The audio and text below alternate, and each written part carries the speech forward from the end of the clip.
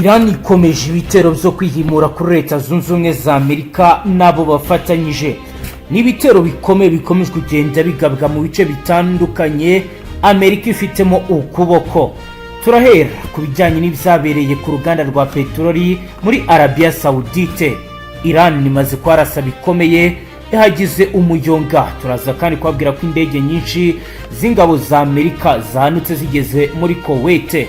Turaza kandi kurebera hamwe ibijyanye n'andi makuru akomeye amenyekanye kuri operasiyo yahitanye Ayatollah bijyanye rero n'ibimaze iminsi bigenda bigarukaho cyane mu mirwano ikomeye ikomeje kugenda iba, mu gihe kandi bitangazwa ko Iran yiteguye kubabaza bikomeye Amerika nabo bafatanyije. Amakuru ari kuri ubu biravuga ko drone yoherejwe na Iran yibasiye uruganda rutunganya ibikomoka kuri petroli ahitwa muri Arabia Saudite, n'uruganda rwitwa ACTU.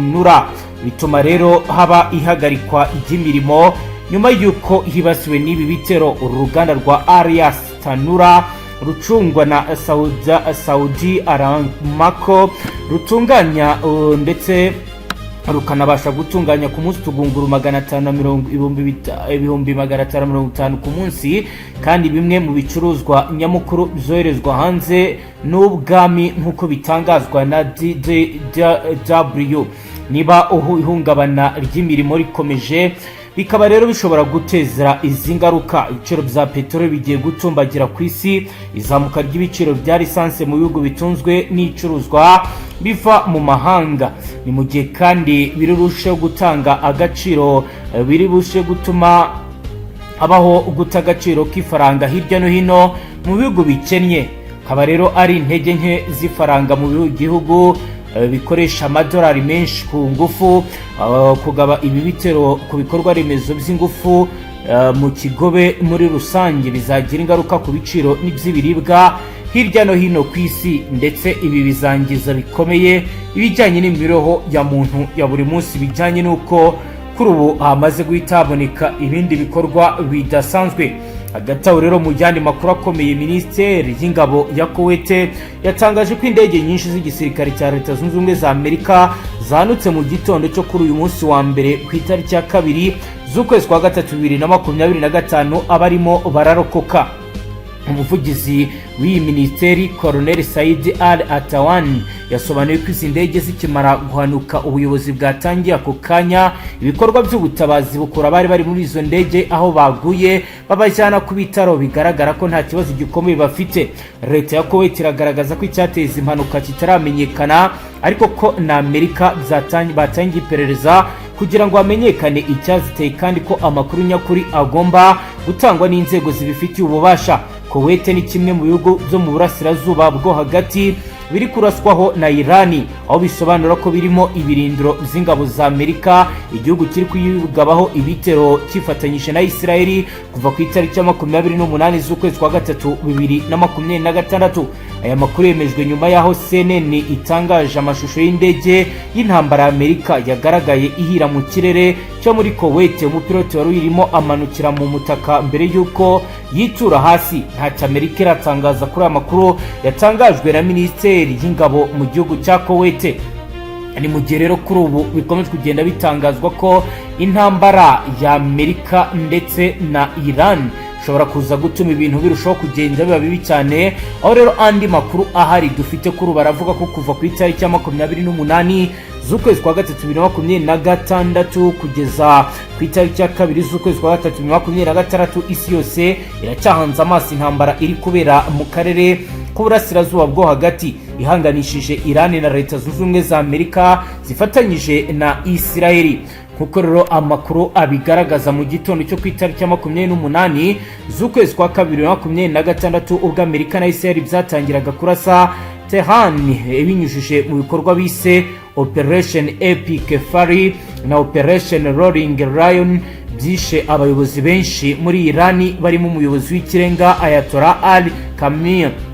Ibi bitero ntibyiciwemo gusa Ayatollah gusa, kuko n'abandi bayobozi bakuru barimo Al-Chakman wari umunyamabanga w'inama y'igihugu y'umutekano, umugaba mukuru w'ingabo Abdulrahim Mossad, umugaba w'umutwe w'ingabo zidasanzwe RGS Mohamed Pakpul n'abandi benshi bahitanwe n'ivyo bisasu. Ibiro by'ingabo za Amerika zikorera mu burasirazuba bwo hagati CENTCOM zatangaje ko Operation Epic Fury yifashishije ubwato bwa rutura busanzwe buri muri USS Gerald R. Ford na SS Abraham Lincoln bwari bwikoreye indege z'intambara zo mu bwoko butandukanye.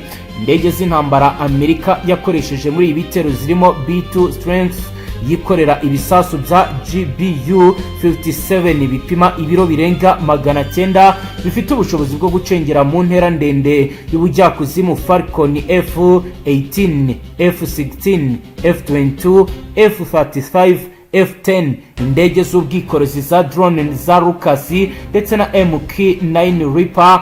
Amerika yariteze ko Irani yihorera itegura intwaro ziremereye zihanura ibisasu birimo Patriots ndetse na TAD, bisobanura ko ari ibindi bikoresho byifashisha ariko idashobora kugaragaza mu ruhame. Operation Lion Israeli yifashishije indege zirenga 200 igitangira ku itariki ya 28 z'ukwezi kwa 2026 zirimo F-35I, Adder F-15I, Ram-I, F-16I Sufa. Imibare imaze kumenyekana kugeza kuri uyu wa mbere yerekana ko abantu barenga 333 bamaze gupfira muri Irani mu gihe abarenga 727 bakomeretse. Icyakora ari impungenge ko imibare ishobora kwiyongera bitewe n'uko hari ibitero byibasiye ibice bituyemo abaturage benshi. Ishuri ribanza ry'abakobwa riri mu karere kitwa Minabo ryaguyeho igisasu cica abanyeshuri barenga 135. Icyakora igisirikare cya Israel cyavuze ko kibasiye gusa ibikorwa remezo bya gisirikare n'ahakorerwa intwaro kirimbuzi. Ku ruhande rwa Amerika, CENTCOM yemeje ko abasirikare bayo 3 bamaze kugwa muri iyi mirwano mu gihe Israel nayo imaze gutakaza abasirikare abasivili 11 bishwe n'ibisasu bya misile byoherejwe na Irani mu rwego rwo kwihimura binyuze muri Operation True Promise AVIS cyangwa se Operation True Promise 4. Ni Operation True Promise 9. Muri Operation True Promise IV Iran yifashishije misile ziremereye cyane zinyaruka indege z'intambara zirimo F/4, F/5 ndetse na drone z'ubwiyahuzi ziganjemo izo mu bwoko bwa Shahad kuko biri gutangazwa kandi biri kugenda bivugwa. Irani yarashe misile zirenga 400 muri Israel no mu bigo byo mu burasirazuba bwo hagati bikorerwamo ingabo za Amerika nka Leta Zunze Ubumwe z'Abarabu, Bahrain, Kuwait, Qatar na Iraq. Muri United Arab Emirates gusa hoherejwe drone zirenga 540. Ingabo z'iki gihugu zatangaje ko zifashishije indege z'intambara intwaro zihanura ibisasu zirimo Patriot ndetse na TAD zanuye izirenga 500.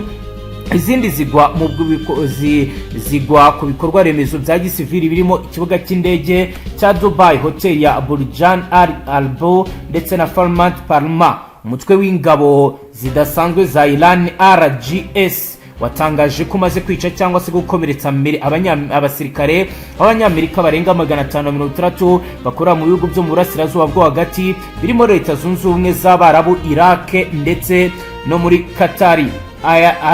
IRGC kandi yatangaje ko yarashe misile enye kuri USS Abraham Lincoln, ariko Kantu yatangaje ko aya makuru yose yaba y'imfu z'abasirikare amagana y'ubu bwato ari ibinyoma kuko ngo nta gisasu cyageze kuri ubwo bwato butwara indege z'intambara.